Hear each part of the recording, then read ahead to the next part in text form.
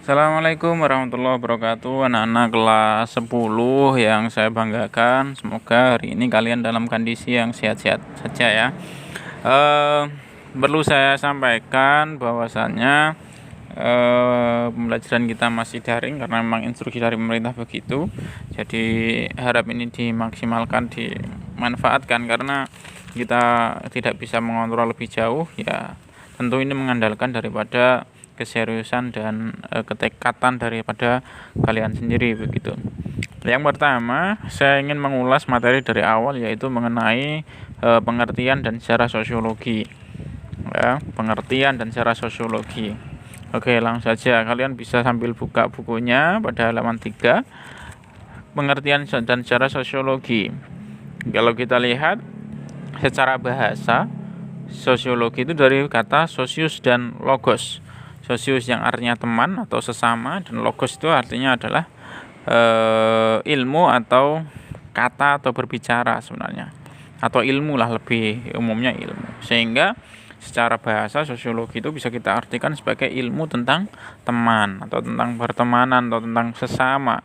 Sehingga secara sederhana sosiologi itu sebenarnya ya ilmu tentang kemasyarakatan, hubungan kita dengan manusia yang lainnya. Kemudian banyak definisi sosiologi yang disampaikan oleh para tokoh. Di antaranya adalah ada namanya Pitirim Sorokin yang mengatakan bahwasanya sosiologi adalah suatu ilmu yang mempelajari hal-hal berikut. 1. Hubungan dan pengaruh timbal balik antara aneka macam gejala sosial. 2. Hubungan dan pengaruh timbal balik antara gejala sosial dan gejala-gejala non-sosial. Gejala non-sosial itu apa? Ya, misalkan ada geografis, biologis, dan sebagainya itu tadi. 3. Ciri-ciri umum semua jenis gejala sosial. Itu juga menurut Pitirim Sorokin itu dibahas dalam sosiologi. Kemudian ada Silo Sumarjan dan Sulaiman Sumardi, ini sosiolog Indonesia ya. Sosiologi adalah ilmu kemasyarakatan yang mempelajari tentang struktur sosial, proses-proses sosial, dan perubahan sosial. Jadi nanti banyak kita akan belajar tentang kemasyarakatan lah intinya. Di dalam masyarakat itu ada struktur, ada proses, ada perubahan-perubahan yang terjadi di masyarakat. Tentu ngomong-ngomong tentang perubahan, tentu kita semua mengalaminya. Karena dari waktu ke waktu masyarakat itu selalu berubah. Karena secara hakiki masyarakat itu bersifat dinamis, tidak statis. Dinamis itu artinya selalu mengalami perubahan. Kalau statis itu tetap. Nah, masyarakat itu dinamis, dia selalu mengalami perubahan. Mungkin dulu 5-10 tahun yang lalu media sosial belum segencar ini. Kemudian pola komunikasi masyarakat juga berbeda dengan sekarang. Sekarang dengan adanya media sosial, teknologi semakin gencar, maka terjadilah perubahan di masyarakat. Misalkan toko-toko online mulai menjamur dan toko-toko offline mulai tutup begitu. Itu perubahan-perubahan yang terjadi di masyarakat juga begitu. Kemudian Surjono Sukanto mengatakan bahwa sosiologi adalah ilmu yang memusatkan perhatian pada segi-segi kemasyarakatan yang bersifat umum dan berusaha untuk mendapatkan pola-pola umum kehidupan masyarakat. Itu menurut Surjono Sukanto. Kemudian saya agak percepat ya karena ini ringkasan, mereview saja. Kemudian objek sosiologi secara material, sosiologi itu adalah yang dipelajari itu ya manusia, baik sebagai individu maupun sebagai bagian daripada kelompok sosial atau masyarakat. Secara formal lebih ditekankan pada manusia sebagai makhluk sosial atau masyarakat. Objek sosiologi secara formal adalah hubungan antar manusia serta proses yang timbul dari hubungan manusia di dalam masyarakat. Tentu secara formal lebih fokus ke situ ya sosiologinya. Jadi manusia sebagai anggota daripada masyarakat. Jadi manusia yang ketika berhubungan berinteraksi dengan manusia yang lainnya, itu yang menjadi lebih penekanan dalam pembahasan sosiologi nantinya begitu. Kalau manusia sebagai individu dan nanti itu ada ilmu yang lain yang membahasnya begitu. Kemudian saya lanjut ke tokoh sosiologi yang bisa disebut sebagai bapaknya sosiologi adalah Auguste Comte ya, yang kemudian bisa dilihat profilnya ada di buku penunjang kalian. Ada halaman 6 dan halaman 7 itu juga ada. Kemudian saya masuk ke halaman 8. Bahwasannya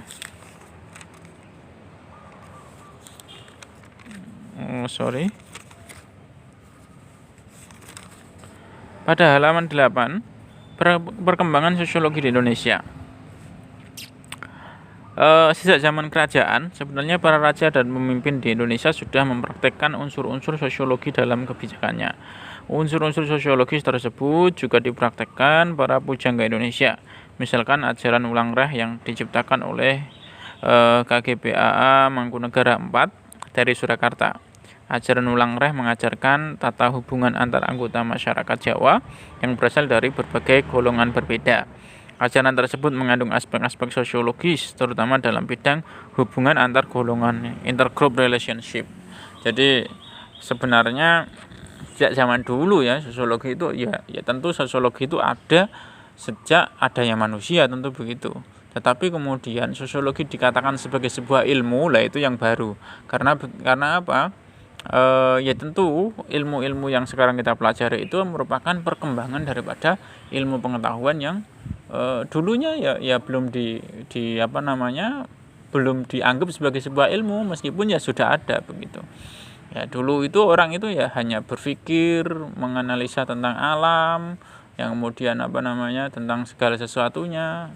Maka yang paling awal ya filsafat itu. Maka kemudian kalau kita mempelajari berbagai ilmu pengetahuan yang secara umum, pasti kita akan disuguhkan nama-nama para filsuf Yunani, misalkan para filsuf yang telah lalu, Aristoteles, Plato dan lain sebagainya. Karena memang mereka lah yang mengorganisir pengetahuan mereka tentang dunia ini, tentang alam, tentang interaksi dan lain sebagainya, diorganisir, dikodifikasi menjadi sebuah ilmu pengetahuan yang awalnya ya hanya sebagai pengetahuan saja begitu, dipelajari dan kemudian diajarkan dan seterusnya. Nah, di Indonesia pun demikian, sebenarnya sudah lama sekali gitu. Pada masa penjajahan Belanda, ada beberapa karya tulis dari orang Belanda yang menjadikan masyarakat Indonesia sebagai objek perhatiannya, seperti halnya Snoeck-Hurgonje, ya, Van Vollenhoven, Ter Haar dan Dievendak. Dalam karya mereka tampak unsur-unsur sosiologi yang dikupas secara ilmiah, namun dalam kerangka non-sosiologis dan bukan sebagai ilmu pengetahuan yang berdiri sendiri. Nah, makanya saya katakan dulu ya sudah banyak dibahas, tapi kan kemudian belum dianggap sebagai sebuah ilmu pengetahuan yang berdiri sendiri. Tapi sosiologi menjadi bagian daripada ilmu pengetahuan yang lainnya yang dianggap ya belum sebagai satu entitas ilmu sendiri begitu. Sosiologi pada waktu itu dianggap sebagai ilmu pembantu bagi ilmu-ilmu pengetahuan lainnya. Sosiologi ketika itu belum dianggap cukup penting dan matang untuk dipelajari serta dipergunakan sebagai ilmu pengetahuan yang berdiri sendiri pada tahun 1948. Ya, ini tentu di masa awal-awal kemerdekaan Indonesia ya.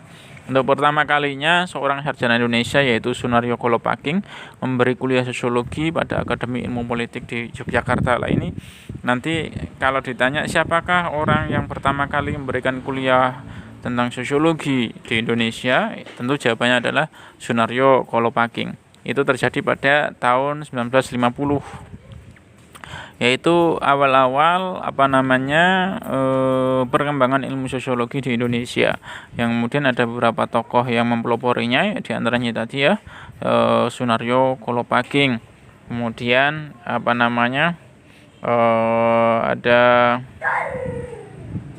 kita bisa lihat Selo Sumarjan, Sulaiman Sumardi dan lain sebagainya. Itu kemudian bisa kalian baca di buku penunjangnya pada halaman 8 dan halaman 9 begitu. Nah, kurang lebih itu dulu yang bisa saya sampaikan untuk pagi hari ini. Kita bersambung ke episode berikutnya insya Allah dengan bahasan lebih mendalam, karena hari ini memang ya yang pertama kita mereview dari pertemuan yang dari awal kemarin begitu. Saya rasa cukup. Kalau ada pertanyaan bisa ditanyakan, kurang lebihnya mohon maaf. Assalamualaikum warahmatullahi wabarakatuh.